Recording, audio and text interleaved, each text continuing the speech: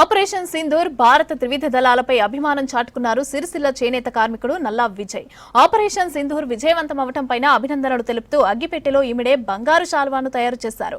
2 గ్రాముల బంగారంతో 2 మీటర్ల పొడవు 38 ఇంచుల వెడల్పు 100 గ్రాముల బరువుతో శాల్వానేశారు.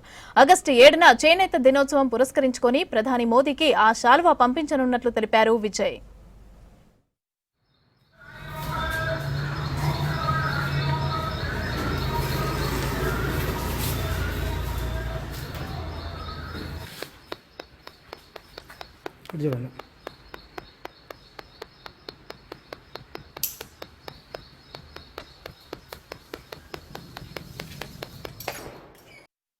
ఆపరేషన్ సింధూరు అనే ఒక కాన్సెప్ట్ నరేంద్ర మోడీ గారు తేవడం జరిగింది.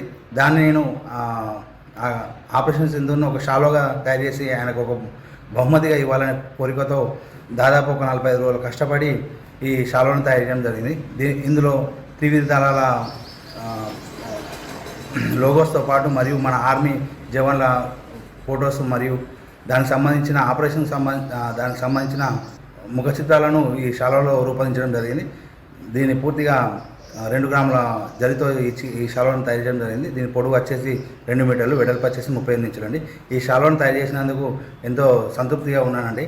ఇంకా మాలాంటి కళాకారులను రాష్ట్ర ప్రభుత్వం కానీ దేశ ప్రభుత్వం కానీ చొరవ తీసుకొని సహాయ సహకారాలు అందిస్తే ఇంకా మరెన్నో ప్రయోగాలు చేసుకుంటూ సిరిసిల్ల ఖ్యాతిని ప్రపంచానికి